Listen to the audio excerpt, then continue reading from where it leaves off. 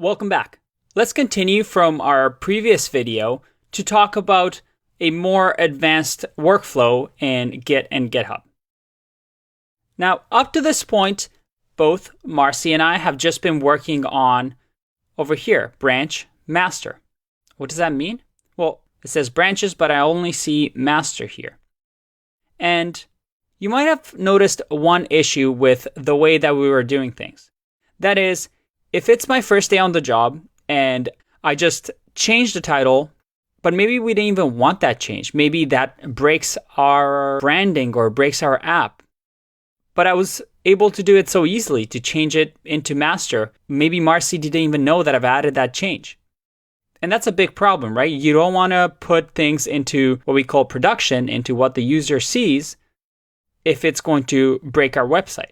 If you're a big company like Facebook, that could mean millions of dollars in lost revenue, even if you have a bug that lasts a few hours. So I'm going to show you a more realistic workflow that you'll have, and that is with branching. Let me show you what I mean. I have over here a visual of what Git is really good at. Up until now, we've been working on what we call master.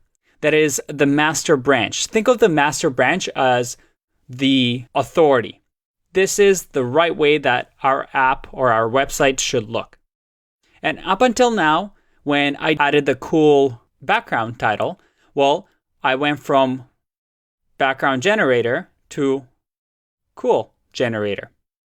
And then when Marcy changed it to capitalized letters, then we went to here.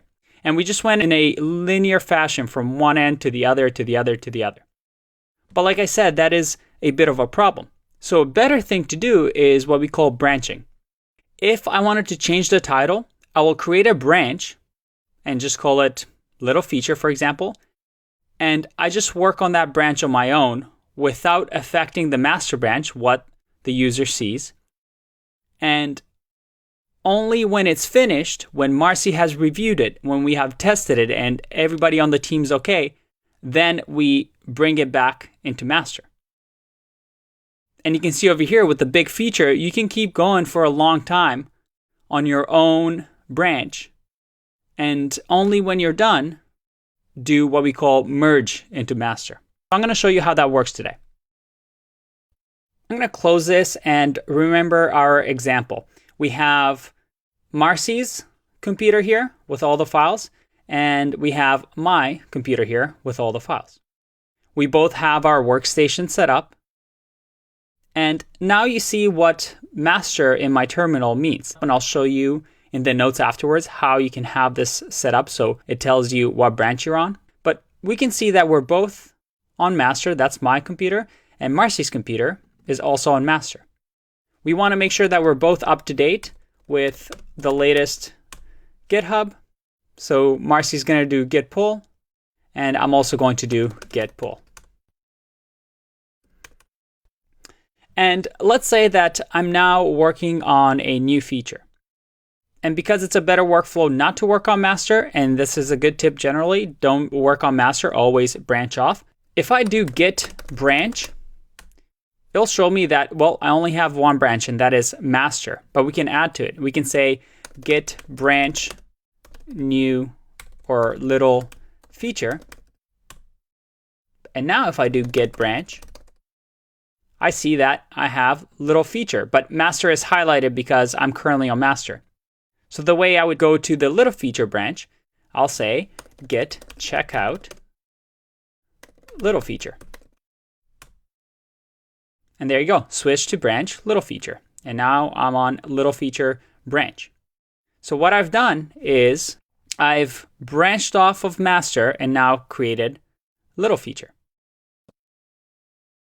Let's create a bit of a change. I'm going to say in the little feature, we're going to change the current CSS background title to say, this is the background.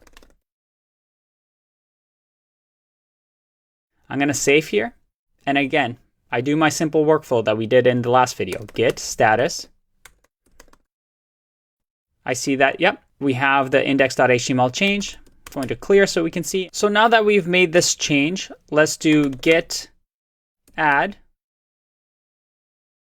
And again, just git status to make sure everything went through. Yeah, we're ready to commit index.html. So we'll do git commit. Message will be changing text. Perfect. Let's clear that. And now, again, in order to let GitHub know of the changes, we need to do git push. So we'll do git push. All right. Let's go to GitHub and see what happened. We see that now we have this yellow bar that just showed up and says you recently pushed branches. So if I click on this green button here, compare pull request, it shows me what changes I have, which is I've changed the title. And here I can let Marcy know, saying, Marcy, I've changed the text. What do you think? And I click on create pull request. And now I have my PR. And you see here how it says merge pull request. Well, if we go back to our diagram, I've created this little feature. And now I'm saying, hey, Marcy, I've just done this new change. What do you think? Is it okay for me to merge it into master? And what will happen here most likely is Marcy will come, see this pull request. You can see that we're on the pull request tabs. So she'll be able to see them and seeing, oh, Andrei just did this change.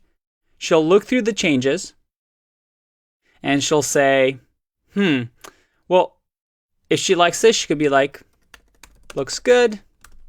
She can click on start a review. And you know what? She likes this, so she's just going to approve.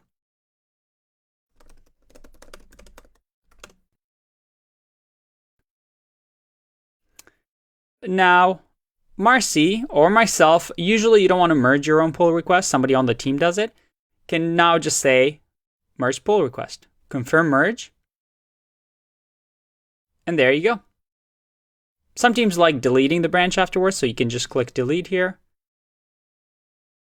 If I go back to the code, well, I don't have the branches anymore because I just deleted it. But in my master, if I go to index.html, I see this is the background. So now Marcy can go to her project and say git pull. And again, she has the latest update. Now let's talk about some conflicts that can arise. Now let's say Marcy wants to change something, and I also change the same thing, and we get a merge conflict. Let's see what happens. So let's say Marcy wants to create a new feature saying, we'll call this one big feature. And she'll say git checkout or git branch big feature. She'll say git checkout big feature. And if I do git branch, we see that, yep, there's a new branch here. Let's clear that. And she'll say here that she wants to change this back to background color or background generator because all the users are complaining that the title changed and they like the old title. So she's changed that. She has done the git add, git commit, reverting back to old title. Perfect. And then she's going to do git push. Oh, let's clear that first actually. And we do git push. The first time you get this, you might get this error saying that there's no upstream. You just copy the code that they give you here. Perfect. Now if I go back to background generator, I see the big feature pull request over here. And just to show you that you can have multiple commits, let's say Marcy decides to, oh, this is me. Marcy decides to add an exclamation point here. She can just say again, she saves this. That's clear. She'll say git add, git commit. You do this a lot, so you'll get really, really good at Git after working at a company for a while. And she'll say added exclamation. Oops. That's not what I wanted to do. Git commit. Commit. Added exclamation, and she'll do git push again. And let's go back to GitHub. If we look at the pull request, it'll actually have both of these, reverting back to old title and added exclamation. And we see over here both of the changes. Create the pull request, needs changes, Andrei. So while this pull request is out there, I decided to start a new branch called, let's just call it conflict for now. And I'll do git checkout conflict. And now in the conflict branch, I decide to change this to just completely remove the cool generator. I save that. Again, I check my status and index.html file has been changed. So while this is happening, I get Marcy to merge the pull request. So she's entered it into master. Her pull request is in. And now if I go back to my conflict and I do git status, and we have to add these, so git add, then git commit. I'll just do a short message here, just check. And now, if I go back to master, I have to do git checkout master. Again, before I push my changes, I want to make sure that I have the latest version of master, so I'm not changing anything, or I won't have any conflicts. So I'll do git pull to get the latest. And now I go to git checkout conflict branch. And I can do this command, git merge master. So I'm saying merge whatever is in master into conflict. Marcy has been working on the big feature and she's merged it. So now master has the big feature branch. But I've also created another branch and I've been working on my own on the conflict branch. And the conflict branch doesn't know anything about master. So I'm saying, hey, whatever is in master right now, which includes the big feature that Marcy worked on, pull it in and make sure that there's no conflicts.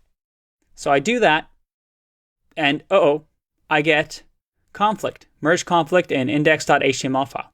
Now, if I actually click on Sublime Text, let me open this up so you can see it better. Oh boy, I get this weird little syntax.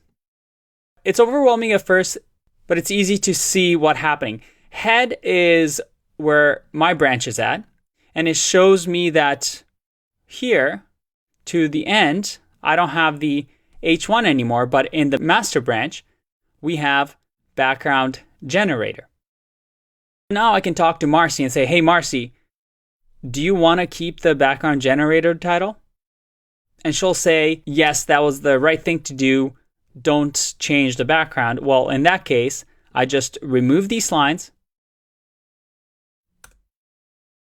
and remove this and save now. If I do git status now, okay, we have the modified status here. Let me just make this smaller again so you can see. So let me clear this. What we do now is we have to do git add, again, because we made those changes. And we have to do git commit, fixing merge issue. And I forgot the M. Let's try that again. M, conflict, fixing merge issue. Let's clear here and do git status.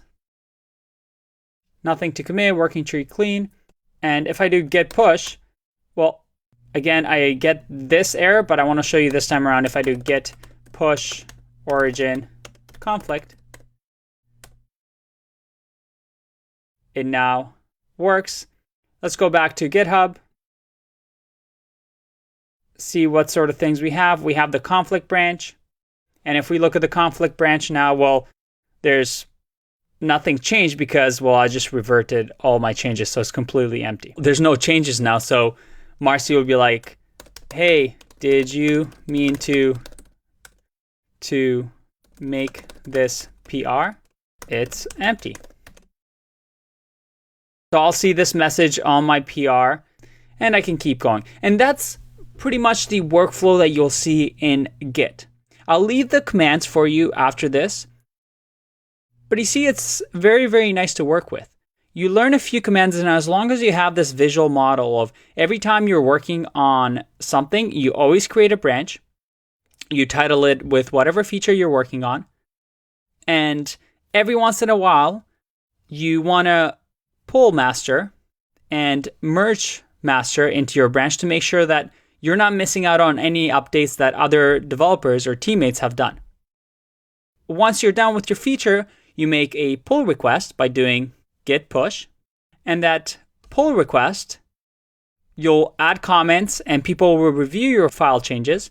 And if they want you to make a few changes, then you can do again git add, git commit, finally make your changes, and then you can merge pull request. And once that's done, then everybody else on the team, there's now a new master, so everybody else on the team should do git pull as well. It does take a bit of time to get used to, but it's a really, really nice workflow to make sure that everybody on the team works on the same files, same projects, without causing any errors and making sure that everybody collaborates well. And that's it. Hope you found this useful.